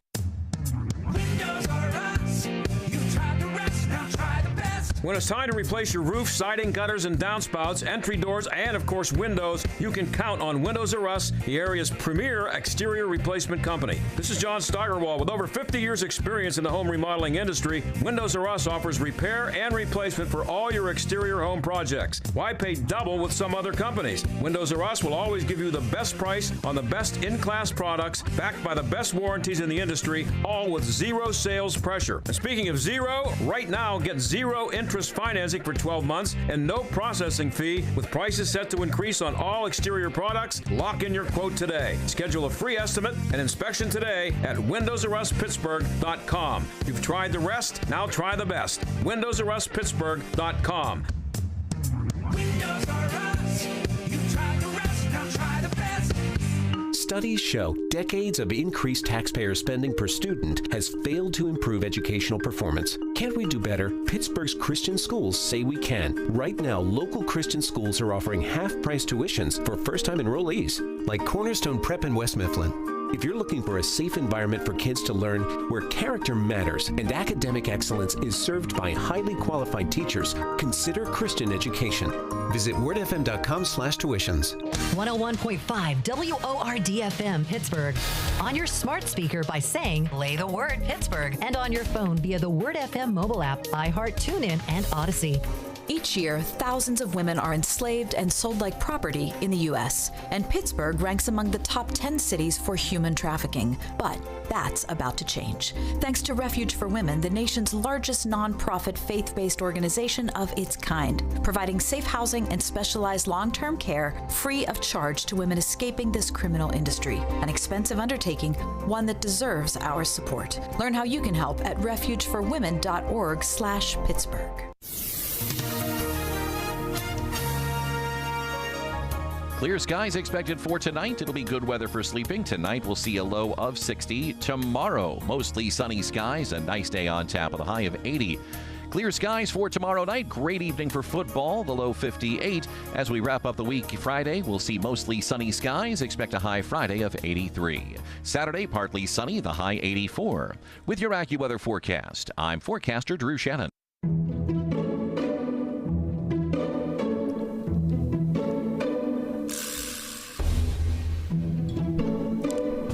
Does this make sense? Does what make sense? Someone knocking on your door to sell something. In this day and age, you're more likely to get shot. Aren't you surprised when someone does that? Yes. I'm always shocked. Yes. I'm like, what? Hey. Right. So whether it's someone who's coming to sell like a learning philosophy for your kids, some kind of like book and, online journey, or it's someone who's coming to sell, insect removal. Right. Or someone who's a Jehovah's Witness. Or an environmental people have showed up at my house. Yes, me too. Right. Mm-hmm. Or Girl Scout cookies. Well, that's a whole other story, right? I have a couple of thoughts about it. I mean, I applaud them for their bravery. Me too. Because when my kids did that as Cub Scouts, door to door, we had to go through this whole thing with hoagies and right. that sort and of here's thing. how this works, guys, and right. and it's an act of courage to be able to go and do that and close a sale, basically. I agree. So I want to be kind and gentle. At the same time, I really don't want to hear the whole patter. I'm not really invested. You coming into my space and you're making me pay attention to you for however long. So, yeah, it makes sense. It doesn't make any sense. It makes sense. No, it doesn't. It doesn't make a single bit of sense. In this day, when people would rather not be, have their private life open to the world, but it's the worst possible time to be knocking on somebody's door to ask them something. It works because it's so unusual. It's so out of the box. Okay. That's why. It is out of the box. I still say it doesn't make sense. All right, does this make sense? And I don't want to hurt anybody's feelings. Oh, with this. no. You're going to hurt my feelings. Blue hair. Green hair. Purple hair. Billie Eilish. I see that all the time. I think I don't understand it, and I'm sure it's a cultural, generational thing. Mm-hmm. But the person exhibiting said hair, it's not beautiful. Right. It's always like a hot mess. Right, and I don't think it's supposed to be beautiful. I think it's supposed to be a statement. Yeah. I knew it. A statement that I'm not part of, and I'm not trying to judge, but it just doesn't look good. No. That's all I'm saying. Mm-hmm. They look at me and go, well, you old bald guy, you don't look good either. So mind your own business. Probably. Yeah. So you don't think blue hair makes sense? No, it doesn't make any sense to me. I don't get it. I don't see anything appealing about it.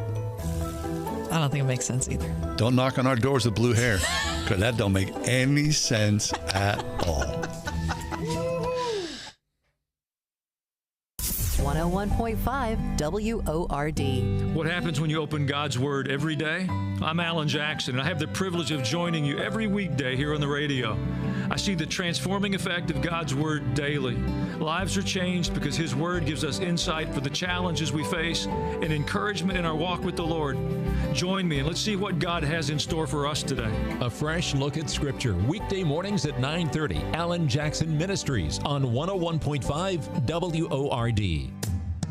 Windows are us. You tried the rest, now try the best. When it's time to replace your roof, siding, gutters, and downspouts, entry doors, and of course windows, you can count on Windows R Us, the area's premier exterior replacement company. This is John Steigerwald. With over 50 years experience in the home remodeling industry, Windows R Us offers repair and replacement for all your exterior home projects. Why pay double with some other companies? Windows R Us will always give you the best price on the best in-class products, backed by the best warranties in the industry, all with zero sales pressure. And speaking of zero, right now get zero interest financing for 12 months and no processing fee with prices set to increase on all exterior products. Lock in your quote today. Schedule a free estimate and inspection today at WindowsRUsPittsburgh.com. You've tried the rest, now try the best. WindowsRUsPittsburgh.com. Windows are us. You've tried the rest, now try the best. It's Faith and Family Night with the Washington Wild Things, Saturday, September 3rd at Wild Things Park as they take on the Windy City Thunderbolts at 7:05.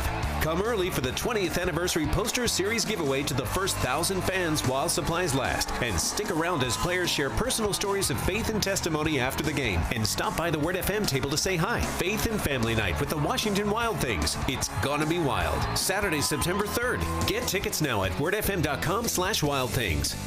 The Catholic Men's Fellowship of Western Pennsylvania presents the 14th Annual Gathering of Men Conference, Created New, Saturday, September 24th at Gateway High School in Monroeville. A day for men to rediscover their connection with God and renew their bonds with each other. Featuring a powerful lineup of speakers, worship, and Holy Communion to call us out of isolation and remind us what it means to be created anew. For details, visit the Catholic Men's Fellowship of Western Pennsylvania today at cmfpitt.org. Pitt Cycles is now home to BMW motorcycles. Join me, John Steigerwald, tomorrow at 4 to 6 p.m. for the grand opening of their newly redesigned BMW showroom. I'll be broadcasting live and giving away great prizes, including $100 dining certificates to Fox Chapel's Brick and Barrel and McKees Rock's Jabby Joe's. And somebody's going to win a $400 remote starter or detailing package from Team Nuts in Castle Shannon. Plus 10% off apparel and accessories tomorrow. Pitt Cycles in Warrendale. Visit pittcycles.com.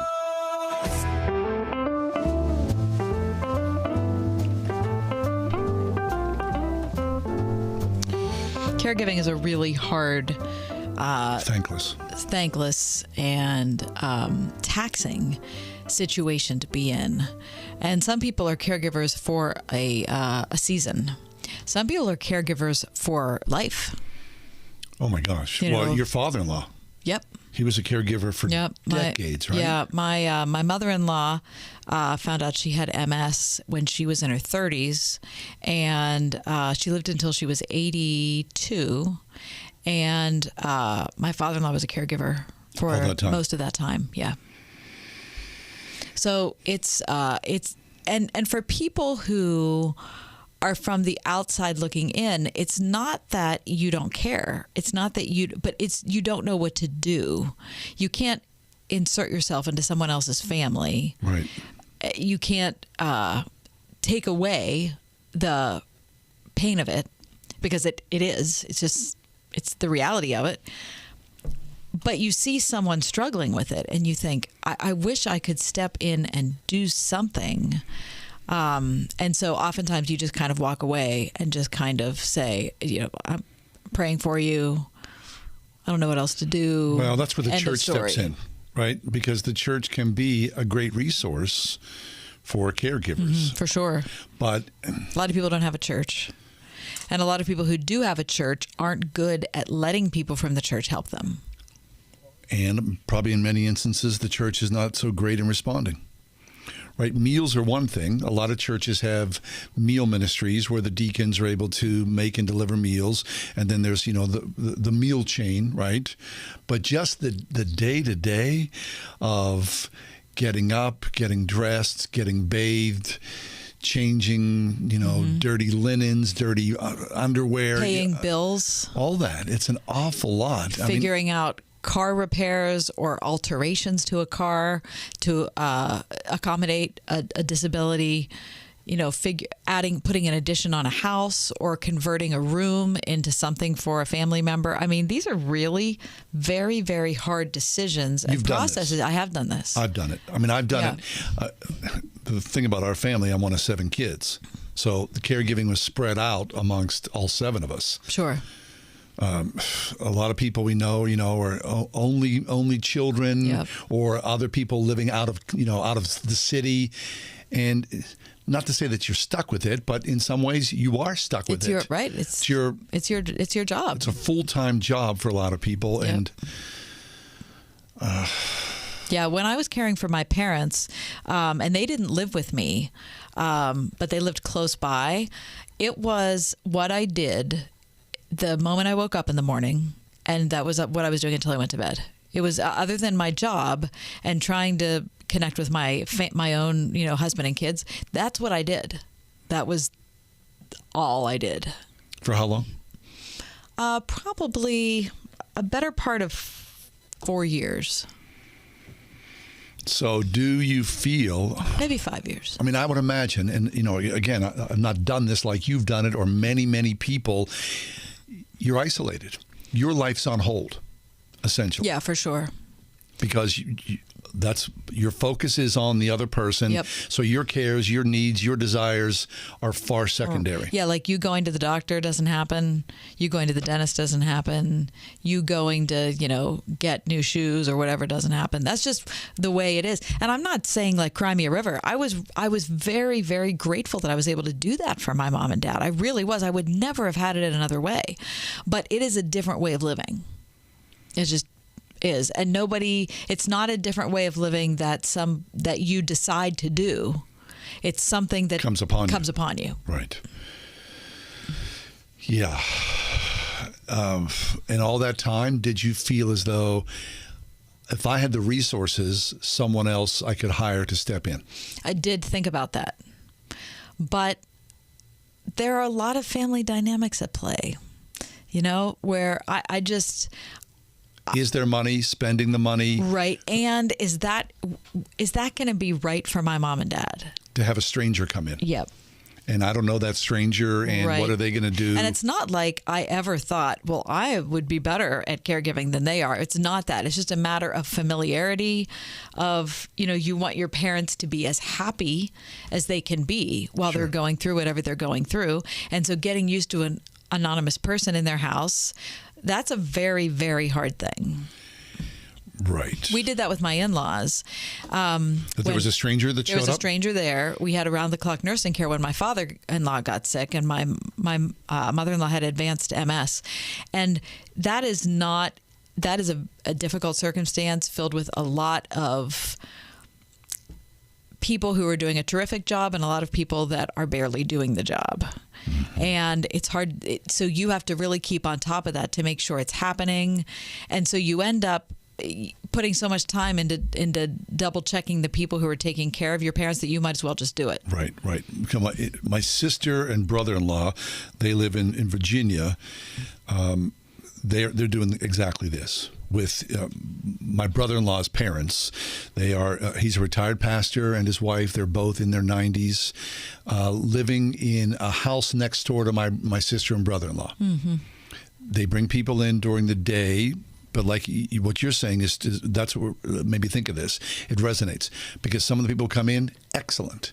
Other people, not so. So my sister says to me, and she's not complaining because she loves her in-laws very much. It's just a full-time job that, right. You're there 24/7. And when someone's there, you're worried about the people that are there, taking care of them because maybe they're not, the needs aren't being met. It's such a difficult thing. And of course, look, with the aging of America, this is going to happen a lot more. It's a real common story for a lot of people in their family lives. Now, and the luxury is that you could afford someone, but for many, many people, that luxury doesn't exist. Right. So then what? And right.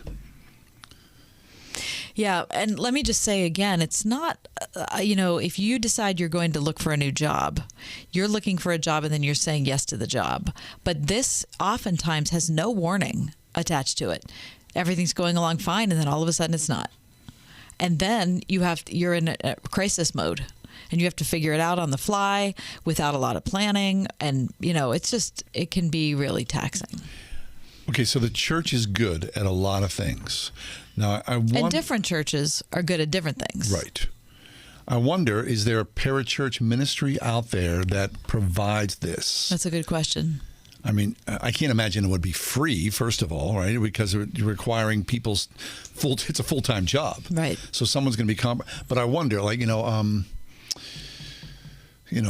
what's the place out in Oakmont, Presbyterian Senior Care, right? I mean, that's a big, have you driven by there? Have you been there? I don't think I have. I'm not in Oakmont very often. I mean, I've driven by there any number of times, and you think, that looks like a beautiful place. What are those places like, the people that Christ is in their lives, and there are resources that are available for people. I wonder what that looks like. I mean, I don't know. Maybe that's something that I should look at a little differently and see if there are resources available for people. Because I'm sure, like you said, Kath, it just happens. It's not like there's, I'm going to plan for this to happen. Right. Yeah, it's probably 5% of the time that you see something coming and can plan for it. The other 95, it blindsides you, and you're left your own devices. You're fetching and catching, trying to figure it out. Anyway, we're looking forward to talking to Lisa Anderson about this topic over the next couple weeks. And so it just came into our heads today as something that's good to... That she's done this. She's done this. I've done this. I'm sure countless of you out there have done this and are doing this right now. So we're going to keep this conversation going over the next few weeks on the ride home. We're glad you're here.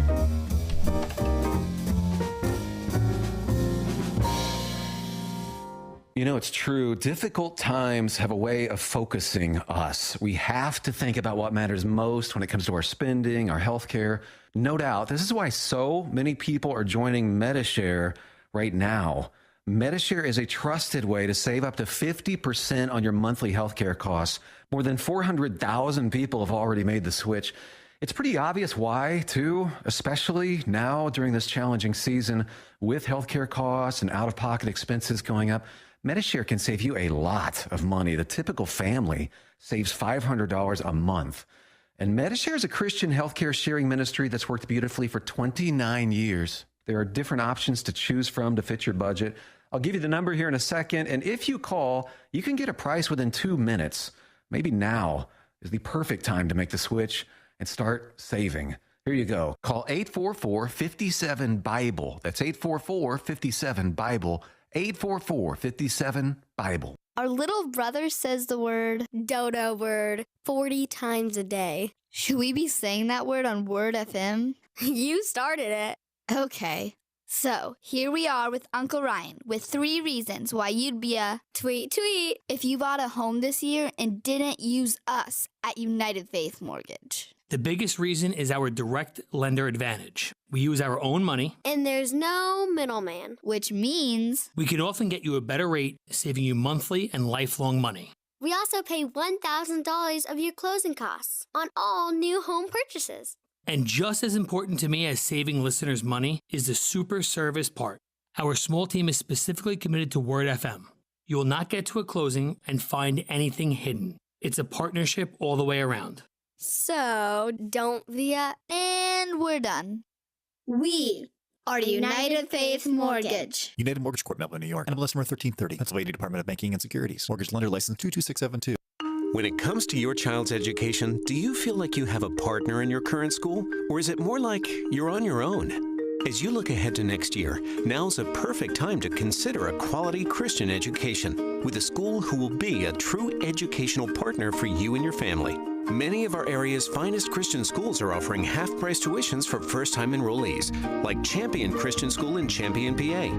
Find a school that's right for you at wordfm.com/tuitions. Want to save 50% on new blinds? Blindster.com offers custom-made blind shades and shutters shipped directly to you at prices less than big box retailers. Visit Blindster through September 8th to save 50% off any order during their Labor Day sale. Blindster.com. Listen on your smart speaker at wordfm.com, the Word FM app, iHeart, TuneIn, and on Odyssey. In your car or at home too at 101.5 WORD-FM, Pittsburgh. I had a friend who, when he would come to my house, first, this is weird. He's a good buddy. First thing he'd want to do was, "You got any pickle juice?"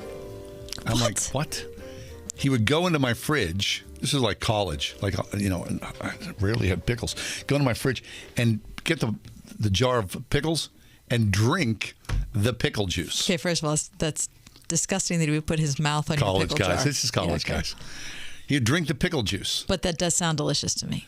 I love pickles, but the idea of drinking pickle brine. Oh, it's so delicious. It's a lot of salt. Yeah. If you work out a lot, if you're a runner, it's good for you. I'm sure. After a run, but most people are not working out to a degree that makes any sense. He was an athlete. He also would drink dirty martinis. Oh, which is, heavy duty olives. What's that? Is that just the olive stuff, the stuff from the olive brine? As many olives you can fit in there and a little splash of pickle juice. Yeah. With, your gin or vermouth. Yeah.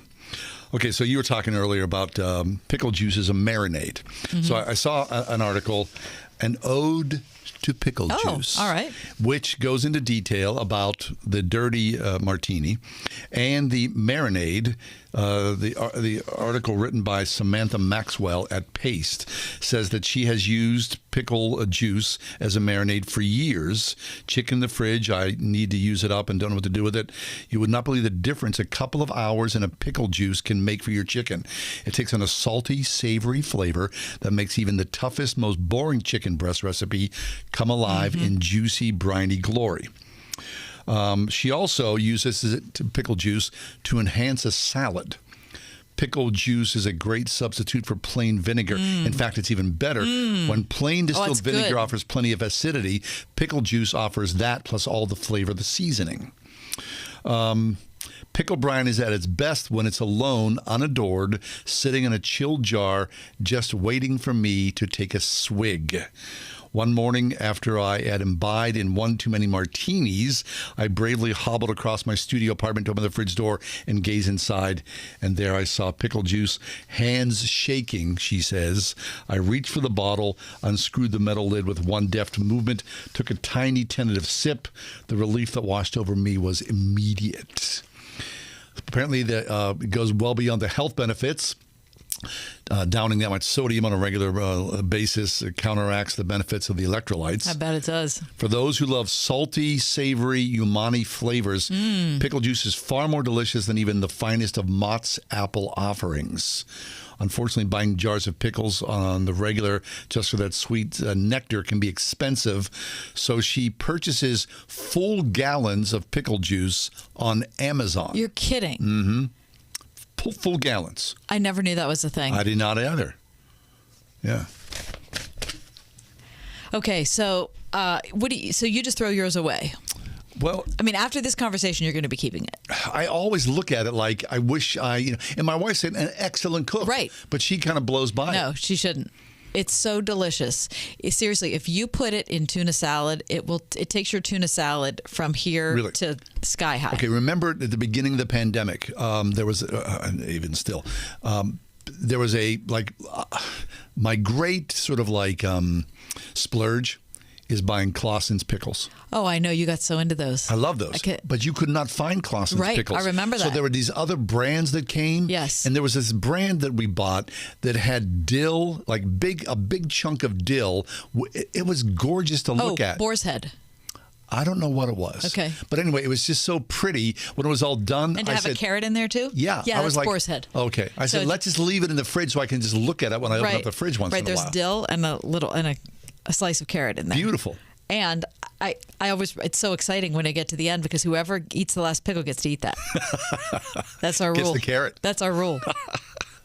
So delicious. Yeah. Those are great pickles, boar's head. Mm-hmm. And the slices are super thin. Yes. Paper thin. They're so good on sandwich. They're my favorite. So the pandemic brought out all these different pickle brands and styles that I had before. never seen those boar's head Neither had pickles I. until COVID. You're right. And I'd they never were seen them. off-brands as well. All of a sudden you go, what? All of a sudden they started showing up, not in jars, but in plastic containers because the jars had gone away. Right. Anyway, for me, the Clausen mini dills. Oh, yeah, I've never had those. Oh, my gosh. I'm bringing you a bottle. Okay, I would love to try Next those. time, oh, they're heavenly, heavenly. Okay. And maybe I should bring in the boar's head sandwich slices because they're amazing. They're absolutely amazing. So it makes me think, like, something like that, which I think is a throwaway. There's got to be many things like that I'm that sure are out there there. is. Now, I can't wait to make salad dressing with pickle juice. I've never done that. Because you make your own salad right. dressing. So, and I just made it this morning. So too late. I can't put some in. But next time I make salad dressing, I'm going to try that. We have your salad dressing at home. Thank you. We call it Kathy's salad dressing. I appreciate that. Yeah, we do. Isn't it delicious? It's excellent. It's the greatest. It's preferred. It's the standard. Mm-hmm. It is. It's just so great. Speaking of salad dressing, I saw the two of Paul Newman's children who if it's bottled dressing, I like the Newman's dressing. Sure. They have sued the Newman company. They feel like the Newman company is not representing their father appropriately. Right. And they've been missing some, not for themselves, but for the foundations that they've put together. Yeah. So they know their dad better than anybody else. So I feel like if they're bringing the suit, I hope that it's something that's valid. It has merit, yes, of course. Yeah. Anyway, pickle Don't you juice. like to see his little drawn face on those I do. labels? I love his little face. I do too. Right. Mm-hmm. I don't know. So we talk about Jesus. We talk about inquire. Mm-hmm. We talk about caregiving. Mm-hmm. Pickle juice. Yeah, we talked about clapping and standing up for pastors who've admitted to sinning. Blue hair. Door knocking. Mm-hmm. Whether it's okay for pastors to be friends with women. Chapter and verse. It's a all lot. here on the ride home. The Ride Home with John and Kathy, a production of Salem Media Group. This is Carol Platt-Liebau for townhall.com. Last week, President